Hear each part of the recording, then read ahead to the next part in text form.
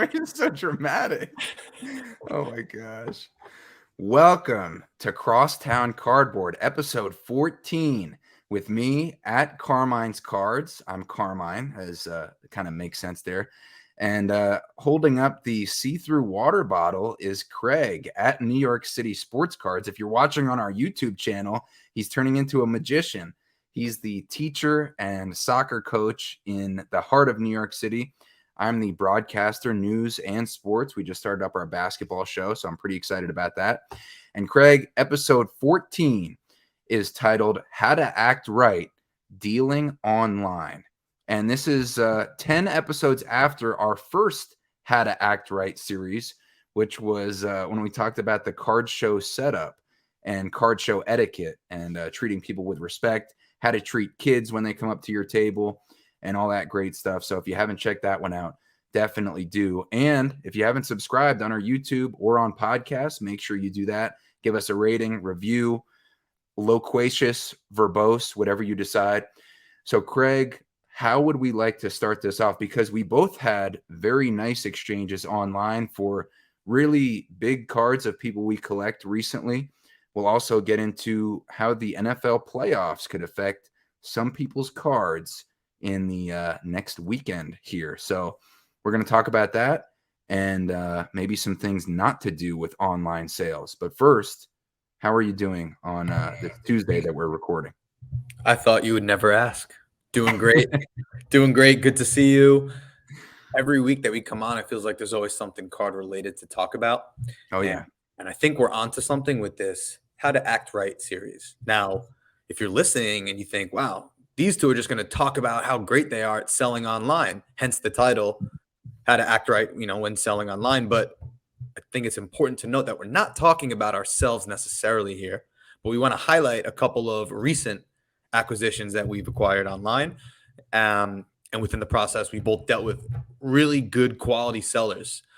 This one in particular stood out. So kind of just like pointers, good experiences that hopefully we could all get accustomed to make for a healthier online market.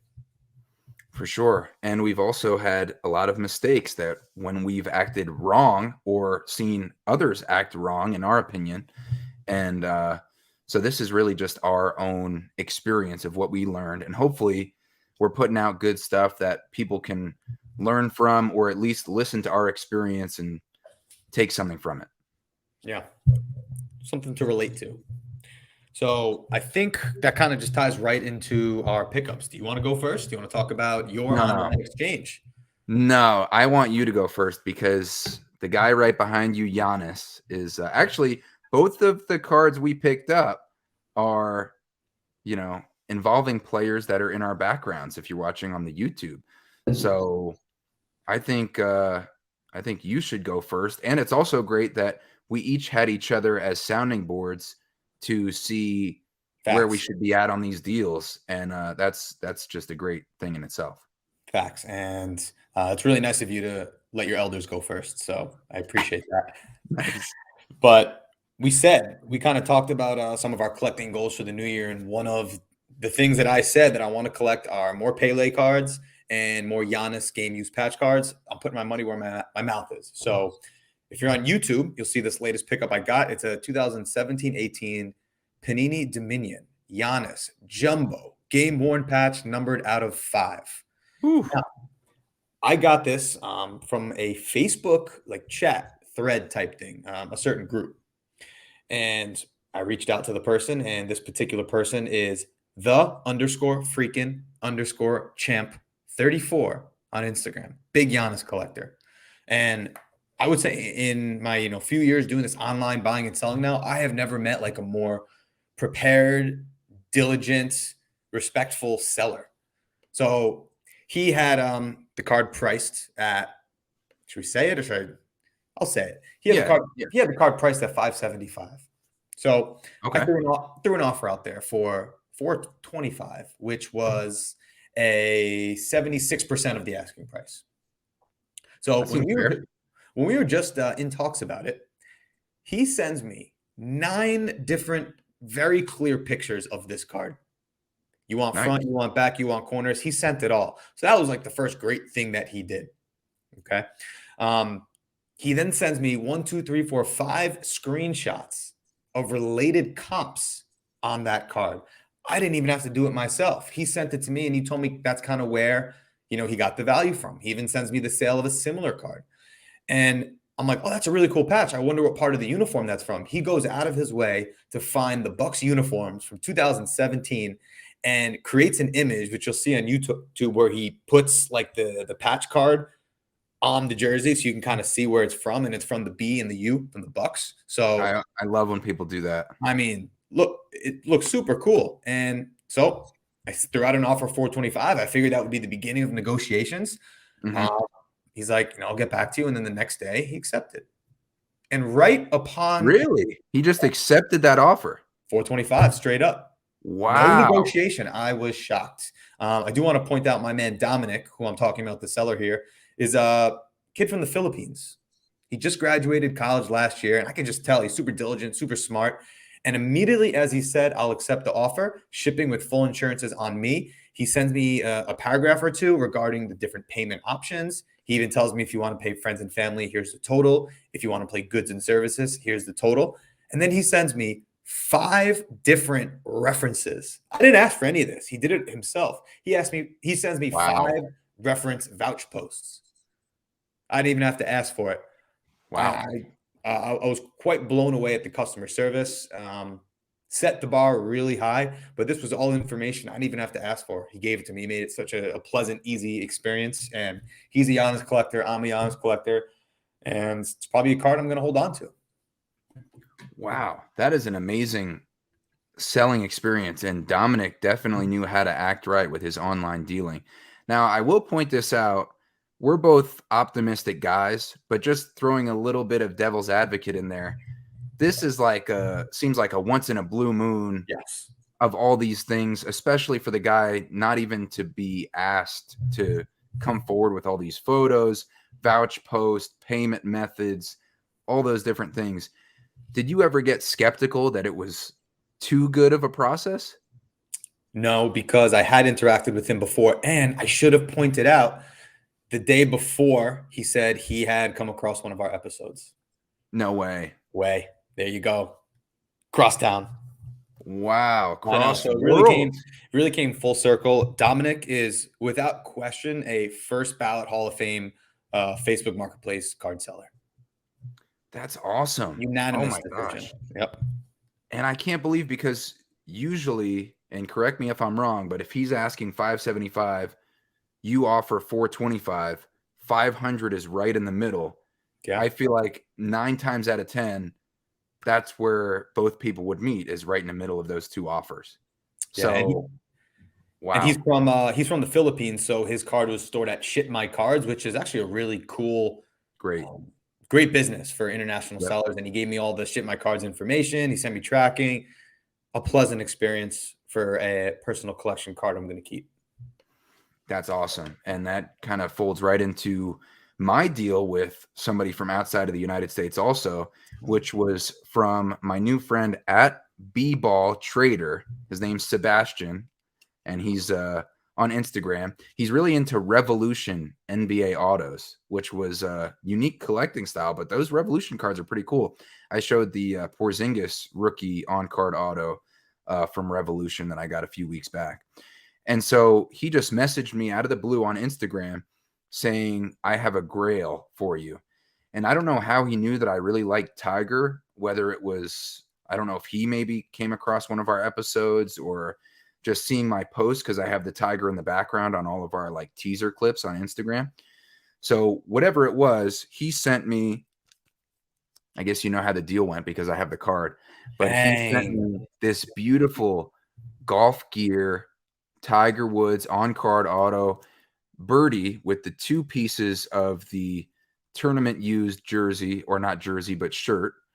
And it's in a BGS 9.5 with a 10 auto. Beautiful card. And it also has the Tiger red, which I really love, the iconic Sunday red for Tiger. I even know the Tiger red. Boom. And so he hit me up. He said, I have this Grail card that you might be interested in. I said, I would love to do a deal on it.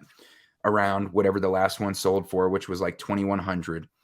And so I sent him all my cards. He said, well, if I'm going to do this, I really need the Giannis, my sneaker spotlight that I showed a few episodes back. And I said, oh, I really like that one. Is there anything else we can do? And he's like, no, I really need that, if we're going to do something. So I said, oh, all right. I mean, it was a tough decision we have to make. It was a tough choice, but I'm not a Giannis collector per se. I mean, I really like his cards, and I really wanted to hold on to that for potentially a playoff push, and seeing maybe if that value went up, but that's okay. I mean, to get a guy who I really enjoy collecting like Tiger, he's right at the top of my pyramid, especially now that I have 2 Tiger autos. I was like, all right, that might be a casualty of just what needs to be done. You have to lose the battle to win the war, is what I was thinking. Love that. And so he wanted to include in the trade, he wanted my Chris Paul and Blake Griffin flawless patch, which I also showed. And I'm like, anything else? He's like, well, I like your Dirk auto, the autographics, which I also showed on our episode a few episodes back. So I'm like, you know what? The values are about the same. This guy's from Germany, Sebastian. So I'm like, that just completes the story. That makes me feel really good about it. Get a German player, the best German NBA player, possibly, the best from Europe or one of the best of all time. And I'm like, that just completes the story. Let's do it. Yeah. And so, but here's where, how to act right in the online deals. The etiquette was great with Sebastian, super respectful. We each set our boundary of, can I move something else? No, I really need that. And so it was a respectful thing, just honestly saying what we would need to make the trade work. I mean, once you threw in the Chris Paul, Blake Griffin, you were basically throwing him up an alley-oop at that point. Yeah, it was Lob City all the way across the pond. So, but the thing to how to act right is what I want to share, not just the workings of the deal, which was respectful and great, but also because we were trading, no cash exchanged. I asked him for a coined photo, which is always, I would never do a trade without that unless I already know the person. But first time trading, I need a coined photo with the date, with your name. And I've started asking people to write my name, like to Carmine, on the piece of paper that then, you put behind the card in the same place. I like that. Yeah, just because, you might be able to do something else and it shows like this is custom for me. It's like another layer that makes me feel a little bit safer. And then also asking for vouchers, like you said, your boy Dominic came forward with it. So I asked Sebastian for some vouchers, and he, showed me some vouchers from a WhatsApp group, and I'm like, okay, I feel all right about it. And then he had one of his buddies contact me who has a bunch of followers and a lot of comments on his posts. And so I felt good about it. And, Sebastian had a lot of comments on his posts and had been posting for a year. So you just like use your judgment. Does this guy seem legit or not? It's but somehow people still get scammed. Yeah. And that the scams are convincing, which I think we'll get into a little bit later. But just to put a bow on that, at B-Ball Trader, Sebastian was awesome. Very fair trade, complete equal values. He loves NBA. Didn't really want anything to do with Tiger. And so, we just made out a great deal for both of us. And like you always say, Craig, the trade is perfect when both people are happy. Yep. So love that. Love that we both had positive interactions online, both having to do with international collectors, but kind of makes sense, right? Where me, especially, I'm spoiled with how many shows and shops I have around here. But if you're international and you don't really have that kind of access, your only option is what? Online. So yeah, you better do a damn good job at that point. Yeah. I mean, you really have to. And there's an element of trust in the hobby too, to where, yes, there's a lot of scams out there, but there's so many more good people. I mean, both of our trades happened with people we didn't even know, just first time trades and first time. Well, yours was a payment, but and I'm assuming you did goods and services. You know what? I trusted my gut and I did friends and family. Wow. Yeah. I know. Oh my gosh. That's probably actually not great advice to give, but I had interacted with this guy before. I could tell he was on the money. Like See, it was someone that I trusted. You know, we're in a lot of similar groups. Technically, I don't have the card in hand yet, so you know, I shouldn't count my chickens. But no, he gave me tracking. It's supposed to arrive in a couple of days, so I think we're all good.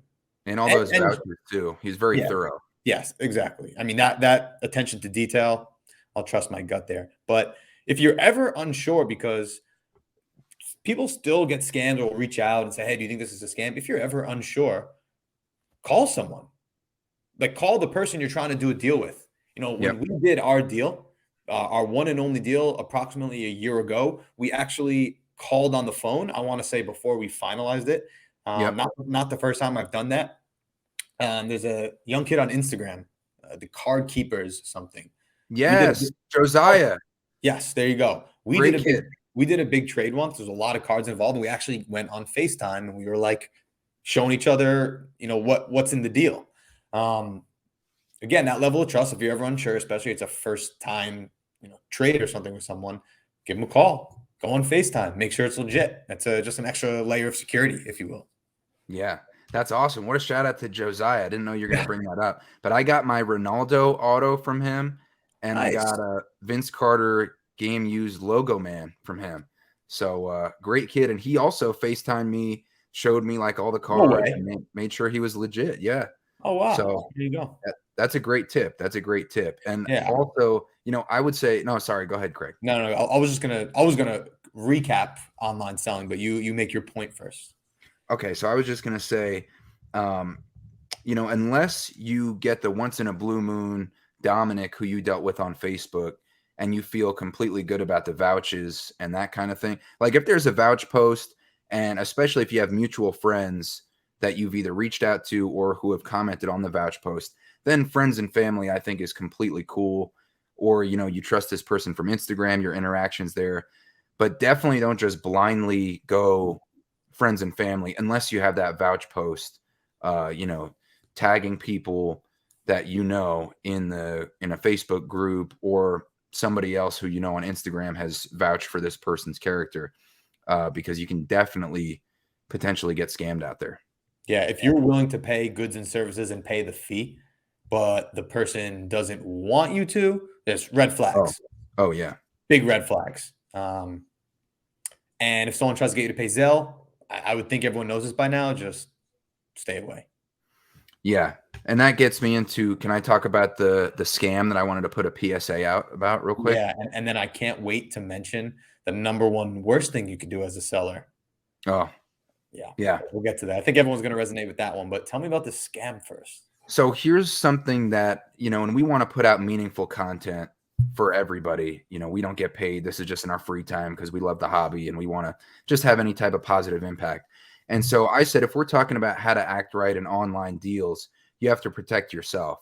And I've been getting a lot of these messages on Instagram where somebody who I don't know will just write, "Hey, are these cards still available?" Or they'll write, "I'm interested in your cards." And I've been in negotiations because you never know. I mean, I don't want to like just toss out somebody who I don't know. And a lot of times it's turned into good deals from somebody asking a similar question. So I'll usually engage people, unless now I'm just more likely to just delete the message. But the scam that I've seen is these people are very willing to pay full price on your card. That's the Yes. first thing. Mhm. And it's usually one of the more expensive cards. Then they'll ask for your email. Yeah. And so you send them your email just because, you know, it seems like that's what they need to get the deal done. So then they'll say they sent you the money, whatever it is, Zelle, PayPal, Cash Usually App, Zelle. Venmo. A lot of times it's Zelle. Yeah. And so then you get an email, which looks legit. I mean, there's like icons that have Zelle. The email is like customer service Now you got 08225. You Yeah, you know, gotta look at the email address that it's coming from. That's how you yeah, know. Yeah. it'll be like a couple letters off of what a legit Zelle customer service email might be, or it'll have a bunch of numbers. That's what But it is. Yeah. either way, I've seen it to where, so then the email will say, so and so sent you $2,000. In order to receive this money, you need to upgrade your account to a business account because right now you don't have a max limit to where you can accept that amount of money. To upgrade your account to a business account, you need to send back $400 or $200, I forget the exact amount, to this person to prove that you two are friends and that you can then upgrade into a business account. And so clearly that's just a scam for the person to then get $200 or $400 off you. And then, there's no recourse because you willingly sent that money to them. So don't fall for that. Yeah. I mean, don't fall for that. And that's just what I wanted to put out there as far as a PSA. And then, these people are pushy. They'll try to guilt you into it. They'll say, well, now I'm out $2,000. It says it was withdrawn from my Zelle. And now you're telling me that you're not going to send the money back and I need that money. And they'll try to guilt you into it. Don't fall for that. And I know, it sounds crazy to fall for it when we explain it. But when you have that cash dangled in front of you, I'm getting somebody to pay me full price for my $2,000 card, and they seem like you want to trust them. It's much harder in the moment. So I said, you know what? Let me just follow this rabbit hole all the way. And I called Zelle just to make sure. I said, do you guys have any process? Because, the guy on Instagram telling me this was like an old guy. I'm like, I don't want to ruin an old guy's savings and just, I want to find out for sure if they're really scamming me or if this is legit. So I called Zelle. I got a real person on the phone. I said, do you guys have any system to where you need to send money back to the person to either upgrade to a business account or prove that you're friends? He said, sir, we absolutely have no process that would require that. You are getting scammed. Yeah. And so he said, don't send the money. Don't do that. And so that's just a quick PSA. We don't usually spend too much time on negative stuff, but how to act right in online deals. Don't fall for those scams like that. That's just a good thing to refer back to. Yeah. But when it comes to selling cards on Instagram, on Instagram especially, or really any sort of conversation on etiquette on Instagram, I think collectively we need to stop.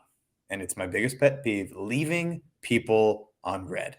Oh, I know. There is nothing more disrespectful when it comes to online communication, especially in this hobby, as leaving people on red. Like, what is going through your mind as we're trying to? I'm reaching out about a card. Like, imagine I'm trying to buy your card. Hey, That's how true, too. much? Looks at the message, ignores it. Why open it at all? I'd really love to hear someone, comments like if they leave people on red, why? But yeah, it's just like blatantly disrespectful. And here's a question I was going to ask you. Yeah. What would be the in-person card show equivalent of leaving somebody red on Instagram? I think it would be, I'll circle back. Okay. Like a lot of people, that's actually better, but I guess it is kind of, you're putting me on the spot, but I would just say, I would equate that to I'll circle back and then not coming back. That's the important thing. If you say I'll circle back and then you come back to somebody's table because you want to see what the prices are in the show and you only have a certain budget and you want to, check out where you want to spend your money, completely understandable. But then I would always come back and say, hey, listen, I spent my money here and, I appreciate our exchange, just to put a bow on it and make everybody feel respected and valued and not like you blew them off. But that seems like a kind of a similar comparison to leaving somebody on red. And I'll be persistent. I don't know about you, Craig, but I'll write, thoughts, ? Or I'll write just circling back to see where you were on this, or if we could figure something out. If I really want the card, I won't do a triple text. Don't you triple text over a card, Carmine. Nothing. Double text I'll do. Triple text is like I'm drunk at 3 a.m.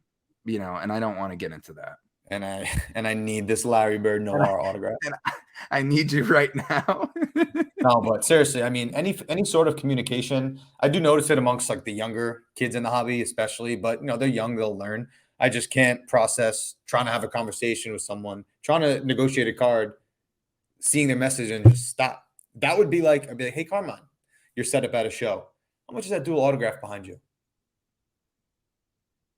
I need you to give a price so we could act this out. I'll say 1,500 on the KG Rodman duel. And I just walk away. and then just walking And I just away. walk away and I don't say anything. That's the See, same thing. I made it a little more like, because you can't really do that in person. I guess you could, but that would be like outlandish. Our Philly guys at Cousins Collectibles would say out of pocket Out of if you were pocket. to act like that. I got this beautiful Bill Russell. You had a similar card, Contenders autograph out of 15, the orange from 2019 and a PSA 9. That's a nice I card. felt like I just needed a Bill Russell autograph in my collection, and this is the one that came across my feed. I'm not going to say who I got it from on Instagram. However, there was a moment in time where I traded and gave cash for that card, $1,300 to be precise. Wow. And there was a 3-day lag of being left on red after multiple messages between paying the money and getting shipping. So simply, and this is from a very reputable Instagram account. So I was kind of surprised. Not cool. Not cool. And No communication about that either? No, being left on red, and it ended up working out. And there was a 3-day period where he had my money. I didn't have a tracking number. Yeah. Did you pay goods and services? I can't remember now that I think about it. Probably not. Otherwise, I would have been panicking a little bit. Yeah, that's a lot of money. Otherwise, I wouldn't have been panicking. Yeah. Oh, wow. I've It worked gotten, out.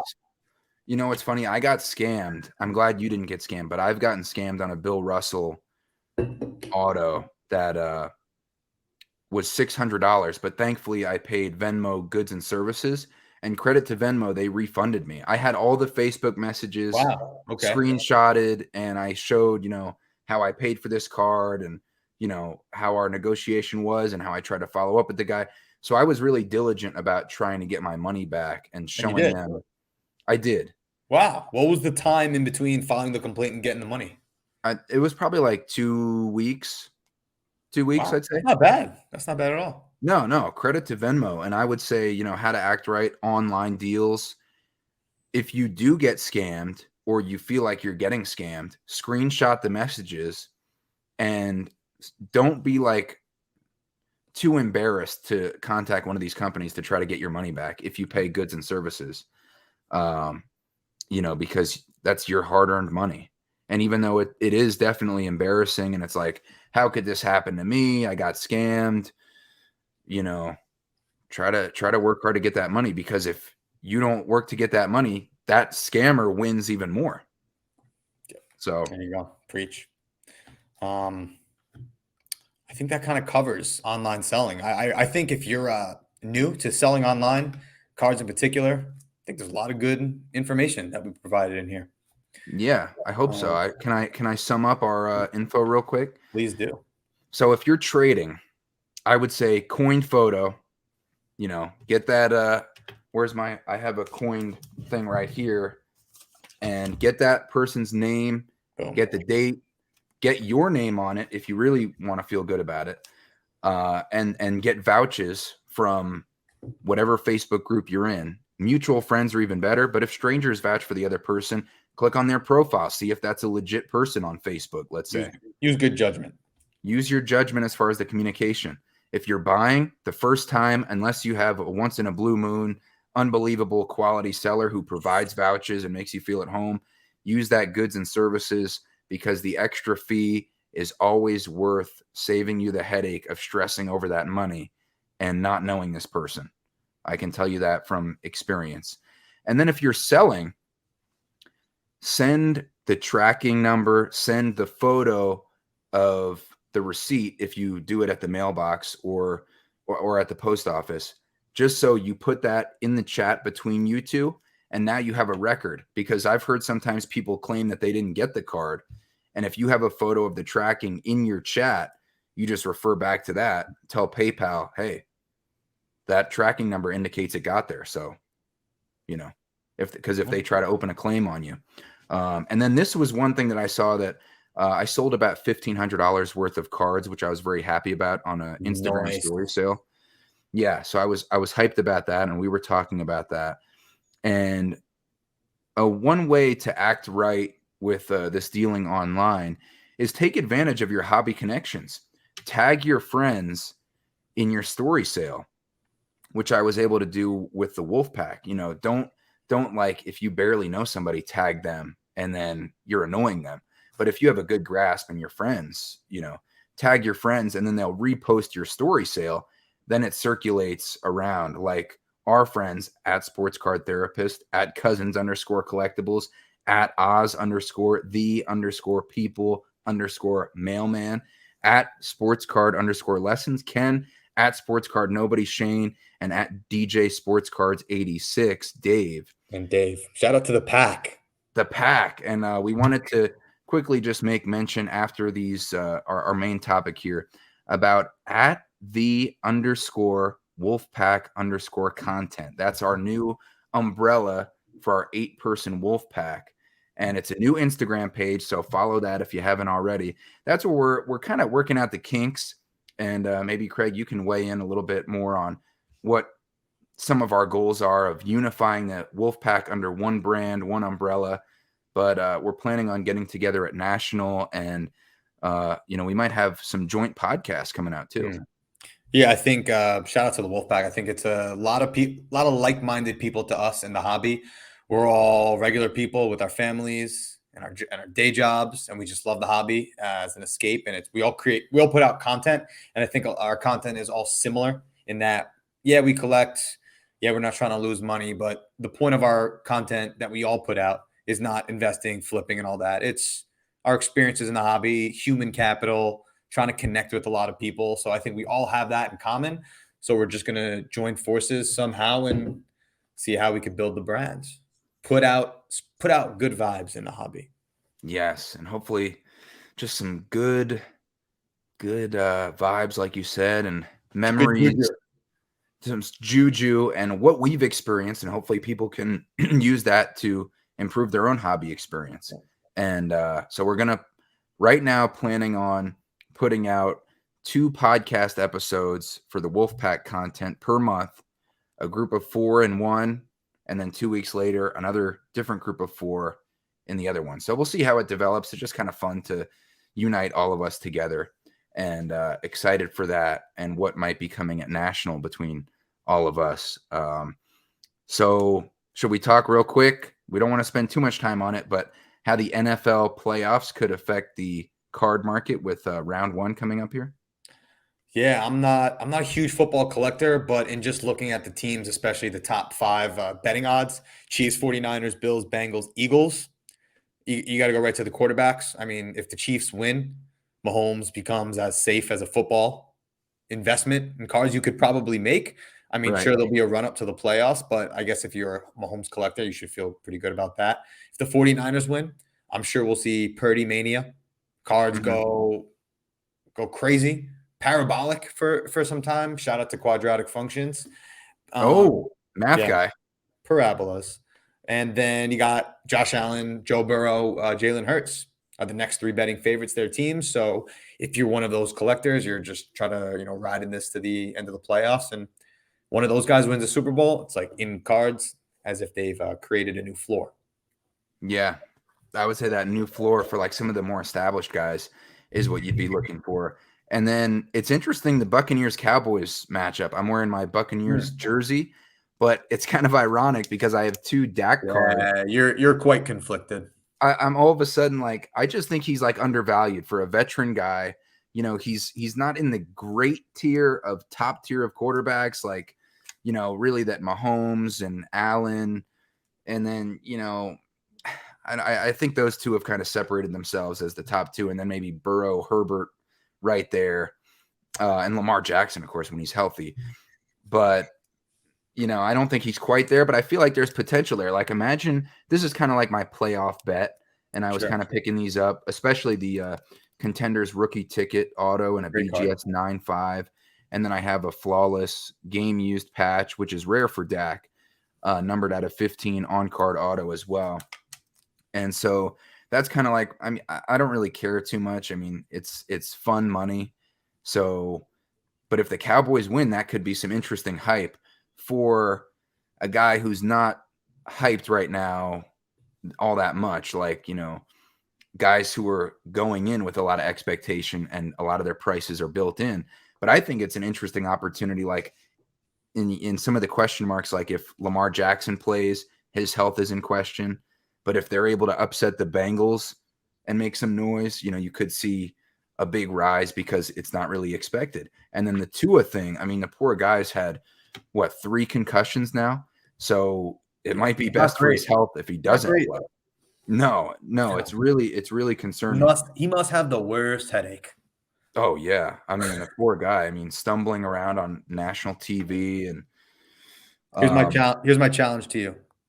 Yeah. I want you, let's say the Cowboys win the first round. Yeah. It will be a little bit of gambling, but a lot of fun for you to put one of those Dak cards on eBay for a 99-cent 7-day auction to end roughly 30 to 45 minutes after their next game. Right after the next game. Or at least that night. So you are banking. Yep. That's what you did with your Mbappe. It was a lot of fun. It worked out. What's a life with a lot of little risk, huh? You're risking my money. No, it's all for fun though, right? Yeah. I feel you. But something to think about. You could hedge a little. That's why I said pick one of them.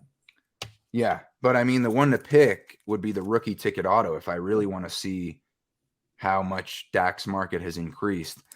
The risk there too is they're playing the Eagles, and Jalen Hurts is going to be back. Yeah, I know. I stand by what I said, but we'll see.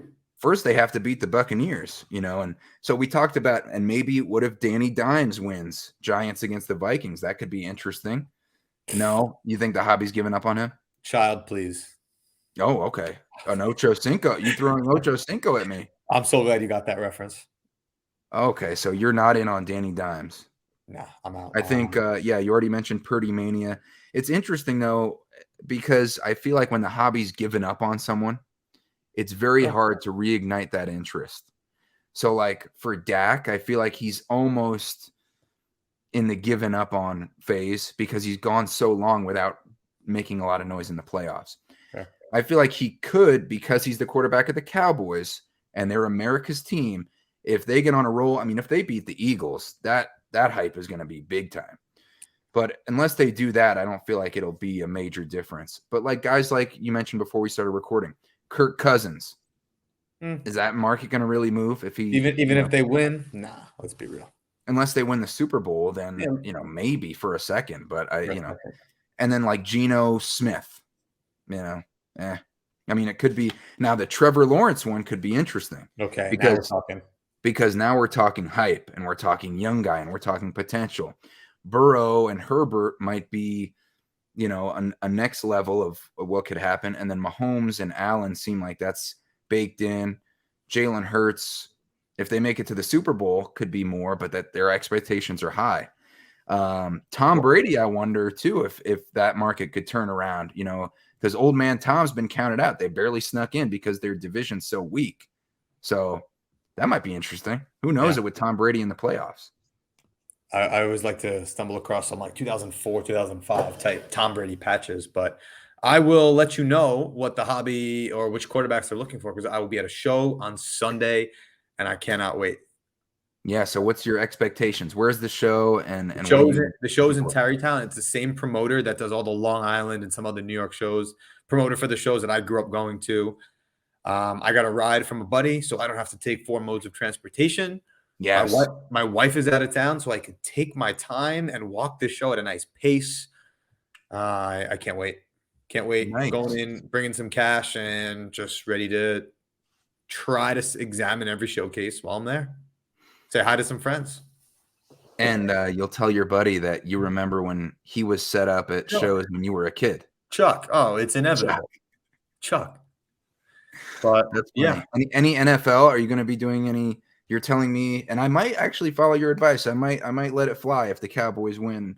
Put one of these up on eBay because we've both had good luck timing that in the past with my Mac Jones. I 5x'd a Mac Jones RPA back last season when they were on their 7 or 8 game winning streak and ended on Monday night with the win against the Bills when Mac Jones threw like 2 or 3 passes. So I had good luck with that. Are you going to be prospecting at all at that show with NFL or no? I will not be buying American football cards. That's all I got for you. Okay, so you're gonna stay with soccer no matter what. That's it. All right. Well, I think feel Rick like covered it. I feel like we had a little brain dump there as far as the online deals. No, that was good. Hopefully we're getting a guest soon. Working on that. We have guests Yeah. lined up. We're just working on the timing.